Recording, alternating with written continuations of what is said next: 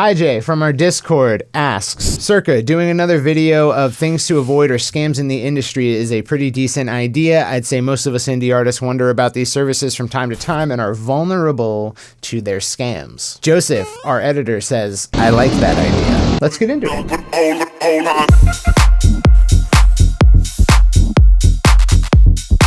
So this is going to take a little bit to run through, so I'm going to just get right into it. Our first tier is things that may just be out and out scams. You're likely to encounter just complete scams. Number one is pay or sell tickets to play concerts or festivals. Pretty much any time that you're being offered the opportunity to open for this or that act or play this or that, battle of the bands or whatever, and the only cost is that you have to sell X amount of tickets, that is oftentimes just a scam. I think a lot of us artists have encountered this. Another variant of this is like a fake award show. They do this to entrepreneurs too. They're like, we're naming you Entrepreneur of the Year. Just buy this ticket and do all this stuff. And it's just a scam. The second is social media promo accounts. There are a lot of content aggregators out there who will post clips of musicians. They buy a bunch of fake followers or they bought up their followers, and then they reach out to you in your DMs and ask you if you need promo. They'll promote some of your posts, they'll repost you, and these are just oftentimes scams, and you can tell that because once you do pay them to promote you, you'll get 9 other exactly like the one you just paid reaching out to you asking you if you need promo. It's not because you just hit the lotto, it's because they realize you're a fish and they can all just make money off of you by running this scam on you. Okay, so that gets through the out and out scams, the clear, blatant scams. Now here's some things that may or may not be scams, but probably are just not worth it for most artists. The first one is as a service. Anything that's as a service for the average independent artist who does not have that large a fan base yet are not worth it for you, even if they're really good. We run an agency called IndieX. We turn down about 90% of the applications that we receive to work with us because we have an agency's price point. We pay really talented people, so we want to keep the most skilled team that we can, and we make sure we allocate a lot of hours for them to complete work for every agency client. As a result, the agency costs a fair amount, and we want independent artists to succeed and using the services that are appropriate for them for where they're at. So if we get someone for whom we cannot make our agency fee for them within the first 3 months, it's not worth it. They're going to be just paying an out and out loss just to hire us as an agency when they could have used one of our other services that's more like do it yourself and just done some of the work themselves or, gotten someone in their team or their circle to do it for them. Okay, so the reason that we don't accept a lot of the applications we receive because we think they won't ROI on hiring us is because it often doesn't ROI to hire out advertising services, public relations services, blog PR, and playlisting services. So I'll go over all 3 of those. Advertising as a service works in regular businesses, online businesses. You might not be a founder of an online business or an e-commerce brand who's that great at media buying, and that's advertising. We used to be lonely until we met on Farmers Only. And so if you're not so great at media buying, you might hire an agency to do it, but you do that when you already have a sales funnel in place. So from any ad that the agency runs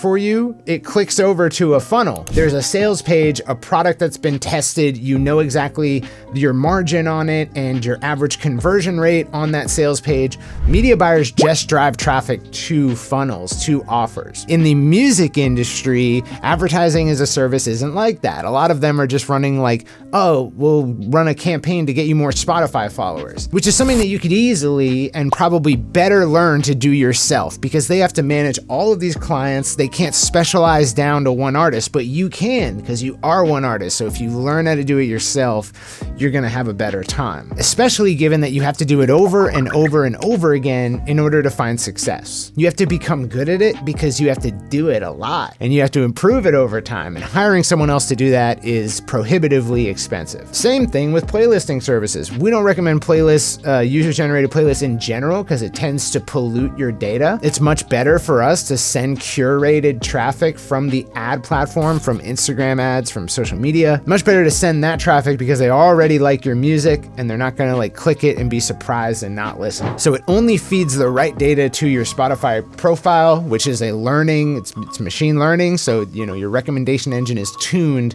to what a Spotify knows about your song. And all that Spotify knows about your song comes from those who stream it. So if you get on some user-generated playlist with a bunch of random listening tastes in it, and only some of them really like it, it's a lot of cloudy data. It's not a targeted stream of people who love your song. Okay, but even if you want to do playlisting as a means of growing your fan base, which again kind of sucks, which we'll go over in a second, even if you want that, you should do it yourself, because it's not one playlist that's going to work for you. It's many, many playlists that you researched and you've vetted and qualified, and they're real, and you reach out constantly, and some of them hit, and then you're good. So it's not really worth it to pay someone else to do this for you, because you're just going to have to pay them over and over and over again, and you're gonna go broke doing that. Okay, so on top of that, there are also blog PR services. Reaching out to blogs or any just outreach is something you'll have to do yourself, because you have to do it many times, and you'll go broke trying to pay someone else to do it, and you won't know what they're doing, and you won't know what they should be doing because you don't know anything about it. But the heyday of blog PR was the 2010s to like 2017 or 2016. And it birthed artists like Chance the Rapper and Mac Miller, and it was really great for a period of time. But especially today, all of that's moved to social media and to streaming and AI, machine learning, recommendation platforms like Spotify. So all the curation and discovery is happening on the social media layer, on places like TikTok and Instagram, and also on the streaming layer on Spotify. So I don't think, there's a large audience of people who discover their music through blogs anymore, but even if there was, it sucks for you. It's the worst, aside from streaming, it's the worst way to get a new fan. Because on streaming, you don't get a new fan, you get a new user. In the Spotify ecosystem, you cannot reach out to them directly. You can only advertise your latest song to them. That's really the only communication that you have with them, is advertising your latest song to them. Can't email them, can't message them. You can't target them with an ad. You're on a blog, it's the same story, but worse. So, they're the blog's audience. They consume all of their stuff on the blog. So the most frequent move they make is from blog to Spotify, from a black hole where you can't contact them to another black hole. But if someone discovers you on social media, you can create an ad audience and run ads against them to talk to them knowing they've already done the thing with you that you wanted them to do, instead of talking to them like they've never discovered you before. On your website, if someone visits it, you can retarget them with an ad. Someone signs up for your email list, you can retarget them with an ad. You can also send them emails from any email marketing platform. And if you don't like one, you don't have to lose your whole email list. You can take it to the next one. Blogs aren't like that. Spotify is not like that. And that makes it really shitty, because your only means of ROIing on this type of marketing is to just get super famous. You have to really succeed in order for this to be worth it. And so that's why I recommend you learn how to, do outreach yourself, advertising yourself, and playlisting, scouting yourself, and outreach. But really, I would say advertising and social media are far more worth it than learning playlisting and blog outreach, IMO. So we got advertising as a service, we got playlisting services, we got blog PR, and we kind of understand why these, even if they're not scams, are not worth it for most independent artists, when you could learn to do it yourself and your access to resources is scarce. Okay. On top of that, there's two scams that are often thought of as not scams. So the first one I'll just say is just any record label. Record labels and publishers oftentimes they're just bad loans. And it seems worth it to you because of the time value of money to just get some kind of lump sum up front and have them take all the risk of you never generating that lump sum.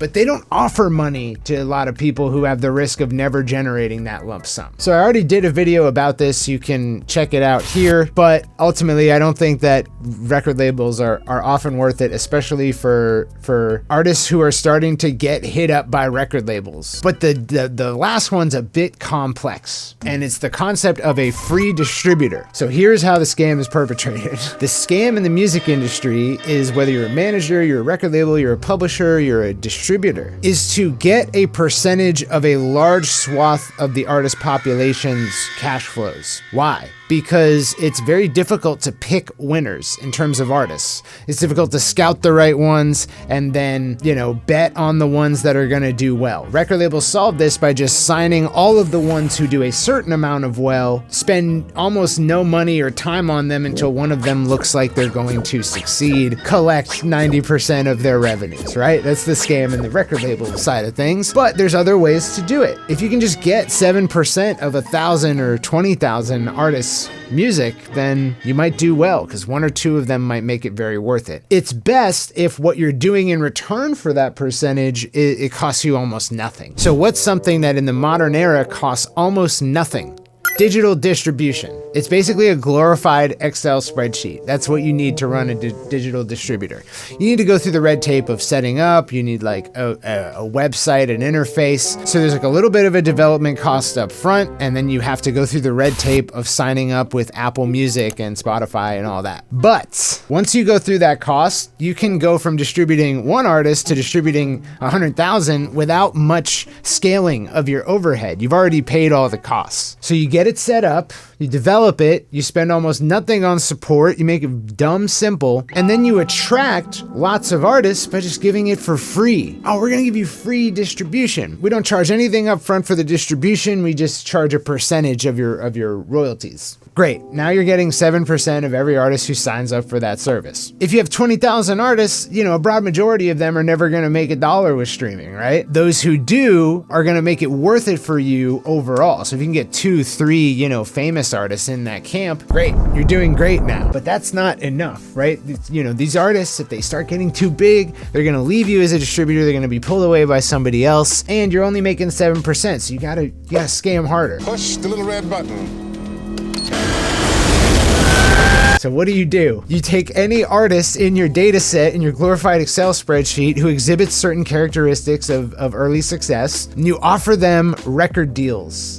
And you become the master scammer. You lock them up when they're at their most worthy and vulnerable, right? Because you know from their data that like, oh, this volume profile on their on their streaming numbers, it's indicative of like much higher returns in the next 5 years. Great. You sign a deal with them, you tell them you believe in them, and you just run the record label scam on top of the free distribution scam. It's just a really easy way to seem really cool while at the same time stealing 7% of like 1,000, 20,000, 100,000 artists. There are like 9 companies that fit the description I just gave. Pretty funked up when you think about it like that. So yeah, I'm not a big fan of the free distribution scam. Not a fan. That's not to say that all distributors or free distributors are not virtuous, and there's a lot of them that are really good. It's just that like there's a few of them where it's like, all right, you're coming out with a free distribution service and you're running label stuff on the back end. Seems dubious, right? These are all places I wouldn't put a lot of my time or money or intellectual property into. Maybe you're different, right? Maybe you don't have the same belief structure that I do about these things. Maybe I didn't make a whole lot of sense to you in this video, and if that's you, go with your gut, go your own way. These are just some things that I, as an artist, would not put my time or money into. I hope this was helpful, and if you would like to learn digital marketing for yourself and leverage it to promote yourself as an artist, check us out in our Indie Pro membership. And if you want more videos like this, subscribe, and I will see you in the next video. See you guys next week. Peace.